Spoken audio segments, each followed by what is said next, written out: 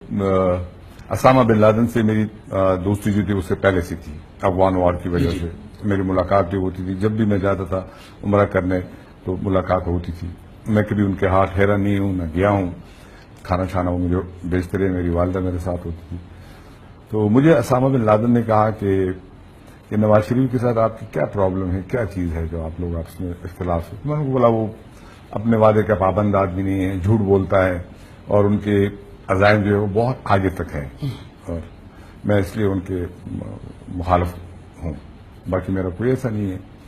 تو کہا یار آج وہ مجھ سے ملنا چاہ رہے ہیں، میرے پیچھے میرے کبھی دوست لگائے ہوئے ہیں، تو آپ میرے ساتھ چلے. یہ مدینہ منورہ کی بات ہے. تو میں نے کہا کہتے اس میں گرین پیلس ہوٹل، اب وہ گرا دیا گیا ہوٹل، اس کو 5 اسٹار ہوٹل ایک ہی تھا. تو میں نے کہا نہیں میں نہیں جاؤں گا، کیونکہ میاں صاحب سمجھیں گے کہ اگر کوئی آپ نے نہ کر دی یا انکار کر دیا تو وہ سمجھیں گے کہ میں نے آپ کو منع کیا ہے. تو کہا اچھا چلے آپ ایسے کریں کہ وہ تو کافی بڑا ان کا وہ ہے، وہ جو کیفیٹیریا ہے، تو آپ وہاں کسی جگہ پہ بیٹھ جائیں، آپ وہاں پہ ہوں.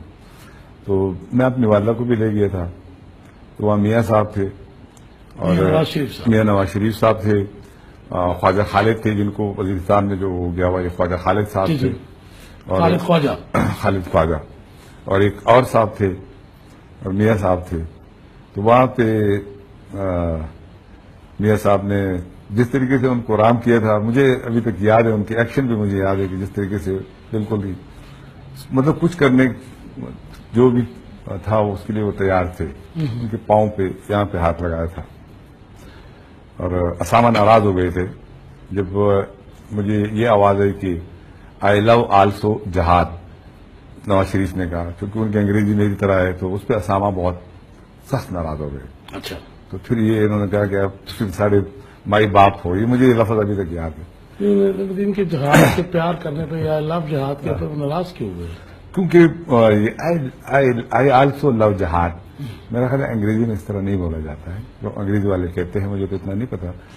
تو خیر رات کو ہماری ملاقات ہوئی اسامہ کے ساتھ. اسامہ نے بتایا کہ وہ کشمیر اور افغان جہاد کے لیے ان کے بہت بڑے عزائم ہیں اور اپنا بھی بہت کچھ خرچ کرنے کے لیے تیار ہے. تو میں نے ان کو وہاں کر دیا ہے 150 ارب روپے کا. 1989 کی بات ہے. جی ہاں. تو 1.5 ارب روپیہ میاں نواز شریف صاحب نے اسامہ بن لادن سے لیے تھے جو جہاد کے نام پر تھے، اور وہ اس میں 27-28 کروڑ روپے بے نظیر بھٹو شہید کے خلاف ووٹ آف نو کانفیڈنس میں پیش خرچ کیا تھا. جو پیسے لیے وہ محترمہ بے نظیر کی گورنمنٹ ٹاپر کرنے پہ لگائے گئے. وہ 27 کروڑ لگائے تھے. تو باقی 1 کروڑ جو ہے 1 کروڑ 24 لاکھ یا 25 لاکھ جو ان کا بندہ تھا وہاں مدینہ میں ہی کھا گیا تھا. اچھا. اور 1 کروڑ ایک اور ساتھی ان کا کھا گیا تھا. باقی پھر ان کے تھے. اب مجھے پتہ نہیں انہوں نے کیا کیا ہے. رمشا افریدی صاحب، میاں نواز شریف اینڈ بردرز جو ان کی کمپنی ہے، 90s میں ارلی 90s میں آپ کے اوپر ایک کیس بھی کرتے ہیں. اکرم چودھری صاحب ان کے وکیل ہوتے ہیں، آپ کی طرف سے سید، آپ اس کا مقابلہ کرنے کے لیے آپ نے ایسا کیا چھاپا تھا کہ جو آپ کے خلاف انہوں نے ڈیمیجز کا سو بھی کیا تھا؟ اور جب آپ نے کہا تھا کہ میں اس کو فیس کروں گا، سید افضل، آئی اسٹل ریمبر، سید افضل حیدر صاحب آپ کے وکیل تھے، تو پھر انہوں نے وہ کیس واپس لے لیا تھا.